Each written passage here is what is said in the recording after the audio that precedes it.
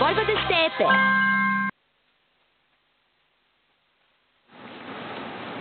Prošle nedelje kada sam pokazala njene slike, usijali su nam se telefoni i stiglo je ne znam koliko poruka. Ono je u stvari trebalo da bude pred Novu godinu naša gošća, pa onda naravno kreće prehlade, gripovi, kako to već biva u ovo vreme, ali jutro se nije dala. Lavica i pobednica kao što jeste već dugo godina u životu, digla se iz kreveta zbog ovog gostovanja i došla kod nas da kaže kako izgleda život 1000 ljudi u Srbiji koji nose stomu. Snežana Milojević, dobro jutro, hvala što ste došli. Lepi ste kao i uvek. Hvala. Ništa vam se ne vidi, ni grip. Ne, nadam se. Ni sve drugo sa čim se borite. S obzirom na to šta ste preživeli i s obzirom na to da nosite stomu i dalje, tako? 25 godina. 25 godina. Je li imate strah kad se razbolite sad od neke ovako obične bolesti kao što je grip ili prehlada, da će to da se kod vas nešto posebno problematično kažem, nema strah, a ovo jedino to može da bude neka obaveza. Evo, danas dođem kod vas u emisiju, inače strah ne postoji kao kod svih drugih ljudi. S tim što se malo drugačije reflektuje, češća je stolica, proliv i ostalo, ali tu je kesa koja se promeni, stavi se druga kesa i to nije problem. Hajde da vidimo slike, da bismo objasnili. Znate uopšte šta znači stoma? To je to što je Snežana upravo rekla. Kesa koja se nosi na stomaku, umesto da se normalno ide u toalet, ili već kako da kažemo, taj pražnjenje nije normalno, nije prirodno. Ko su pacijenti koji nose stomu? Ko su ljudi koji nose stomu? Da, pa to je najčešće posljedica kancera debelog creva, kolitica i krona, a najčešće i zračenja, odnosno prezračene. Žene koje su otišle ginekološki da se operišu, zračene su, onda su prezračene tako da im je izvedena stoma. Sad ćemo da vidimo kako izgledaju fotografije i dece, sasvim mladih ljudi, i trudnica, i bodybuildera koji nose stomu. Može da se živi normalno sa stomom? Pa da vam kažem, meni je hoće da kažem da to iz glave. Može sasvim normalno, kako čovjek prihvati. Zato je potrebno što više pričati, pojavljivati se, da ljudi kad dođu u tu situaciju da znaju da stoma nije bolest, to je samo drugačiji način života. Ali to je komplikovan način života ili nije? Kažite nam iskreno. Pa za mene nije. Za mene nije. A za druge ljude mogu reći, bez obzira na starosno doba, obrazovanje, mesto življenja, to je trauma, jer ljudi obično padaju u depresiju, pitanje zašto se to meni desilo, kako će ih prihvatiti porodica, prijatelji, drugovi.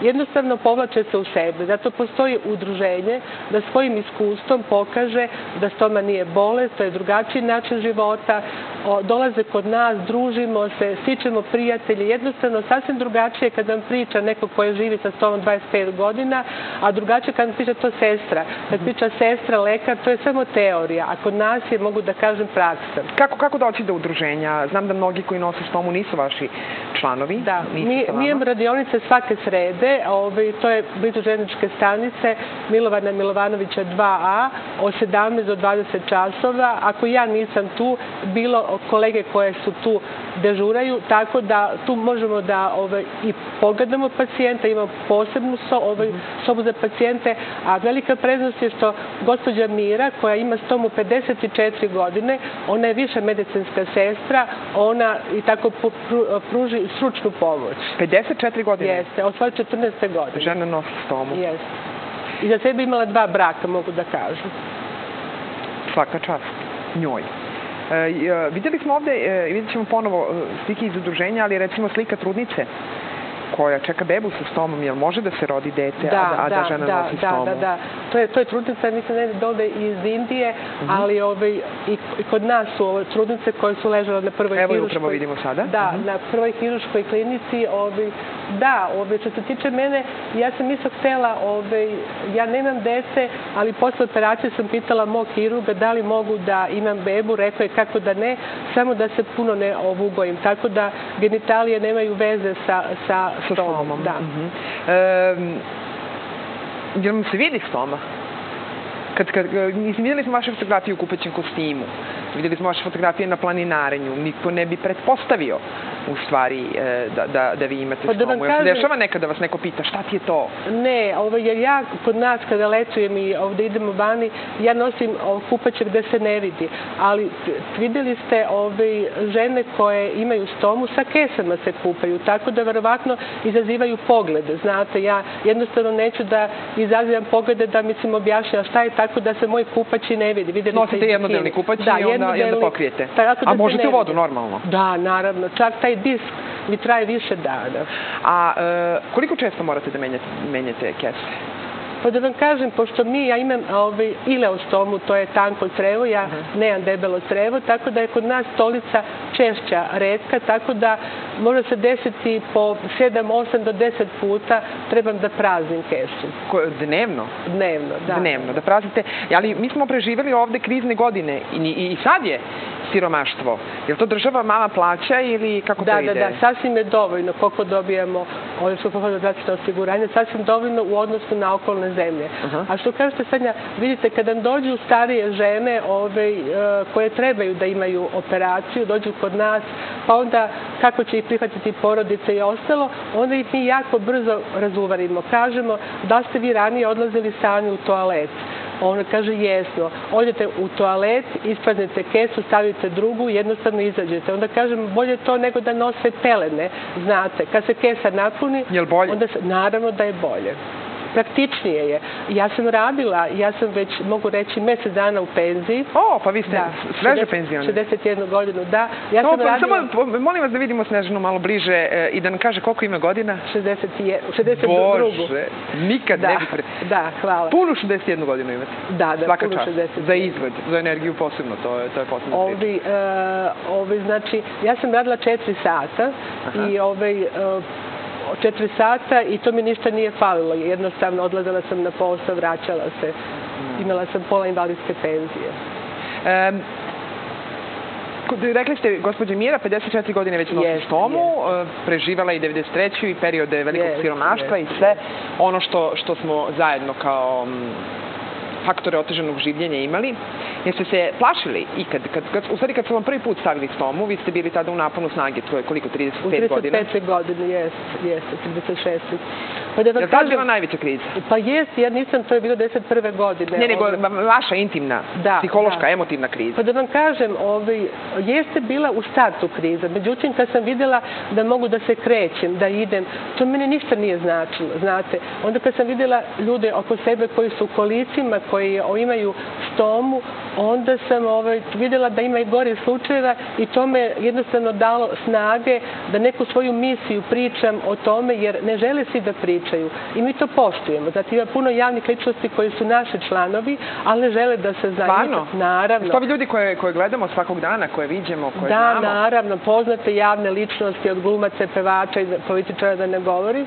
Ali to je njihovo pravo da se ne priča o tome, a zato mi moramo da pričamo o tome, da bi ljudi znali da stoma nije bolest, nego opet kažem drugačiji način života. I danas negde oko 6.000 ljudi ima koji žive u Srbiji sa stomom, a po mišljenju profesora Čikarića, nažalost, bit će još više u narodnom periodu, negde 30-40% će biti povećan broj karcinoma u Srbiji. Da, to je njegovo mišljenje. Mnogi sad kažu da to nije tačno i da smo što se tiče obolelih od raka na istom nivou kao što i ceo svet i Evropa, ali činjenica je, ja gledam samo po našoj okolini, da nam ljudi ili se razboljevaju ili odlaze i da nažalost to ili nama deluje, ili mi to pre nismo znali, nismo toliko pratili, nije bilo toliko straha, ne znam o čemu se radi. Vaša priča, hvala Bogu, nije bila karcinom, je li tako? Ne, Kron je bio. Kronova bolest. Čula sam to, ne znam da li je to teorija da ljudi koji imaju Kronovu bolest nikad ne mogu da obole od karcinoma. Je to tačno? Da ste posebni, da ste otporniji na neke stvari? Ne znam, mislim, ja sam... Negdje dobijete, negdje izgubite, kažu da je tako. Naravno, treba biti optimista. Znate, ja sam optimista 100% u svakom pogledu i kod mene nema problema. Mislim, uvek neko rešenje postoji. Samo da kažem da smo članovi Asocijacije Evrope. To sam htjela da vas pitam. Slike koje smo videli, ajde da je ponovo vidimo sa tih sastanaka koje pravite. Ja neko više insistiram na ličnom jer znam da to ljude posebno motiviše, da i sami budu prema svom problemu nekako malo tolerantniji. sastanke koje imate, vi ste jedno od najaktivnijih udruženja pacijenata u Srbiji uopšte, u svim oblastima. Pa da vam kažem, ja sve svoje slobodno vreme, sad ću kao penzioner kada posvetim još više, naravno, sve svoje vreme provodim za udruženje, odlazimo na klinike, članovi smo grupe za podršku na Onkološkom institutu, a druženje na kongresima, to je neka lična privilegija, znate, da odlazite na kongres, to je jedna pozitivna energija, u stvari to je nagrada za naš volonterski rad, da vidimo ljude koji imaju i iste probleme, da li bili u ne znam kom gradu, to je jedna pozitivna energija druženja i verujte da jedva čekamo te kongrese, mi se i preko godine Slovenija, Hrvatska, to je već domaći teren da se viđamo i to je ono što je dobro i nastojimo sve što je dobro iz Evrope i kod nas da donesemo. I imamo u mesecu mart je posvećen borbi protiv kancera, imamo maketu debelog creva sa kojom kružimo po gradovima Srbije i verujte, takva pažnja u malim mestima da dolaze, tu su prikazani polipi koji se postepeno razvijaju kancer. To je jedna pozitivna energija u tim malim mestima da su željni znanja, ali kad se priča ovako, kad organizujemo tribine, mali broj ljudi dođe na te tribine ili kad se završi tribina, onda nas sačekaju i pitaju, jednostavno ne žele komšije da znaju da oni imaju problema sa kancerom. Da, to je, pa to se ime se nije izgovaralo bolesti do skoro u Srbiji, toliki je strah bio. Negde je to i razumljivo, zato što prosto ljudima se u prošlosti dešavalo da izlaza nema, a danas je već mnogo bolje i preživljavanje i vaši članovi su živi dokaz da se može godinama. Naravno, naravno. Čak imamo članove puno koji su imali privremenu stomu, ali su ipak odlučili da to bude stalna stoma, da ne bi ponovo išli na operaciju. Jednostavno su se navikli na kesu, znate. Ja znam dete koji ima 11 godina tu iz centra Beograda koje je nosilo, pa više ne nosi stomu. Isto je bila posljedica slične bolesti kao što ste vi imali. Šta vam je najveći cilj? Šta tražite od države? Šta tražite od farmaceutskih kompanija? Šta tražite od društva u stvari? A imate prava da tražite? Ma imamo pravo, ali dobijemo.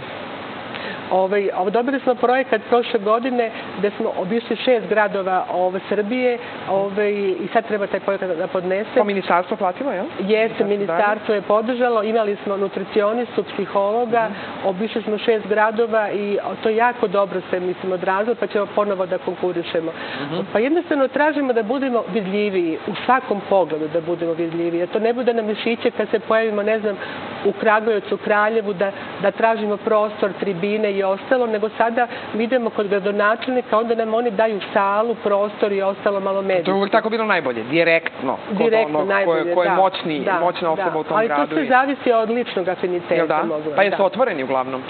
Pa mogu reći da jesu. Mogu reći da jesu, jer je to i njihova podrška lokalne samouprave i to je njihovo stanovništvo koje je željno da zna nešto o ishrani, o pravilnoj ishrani.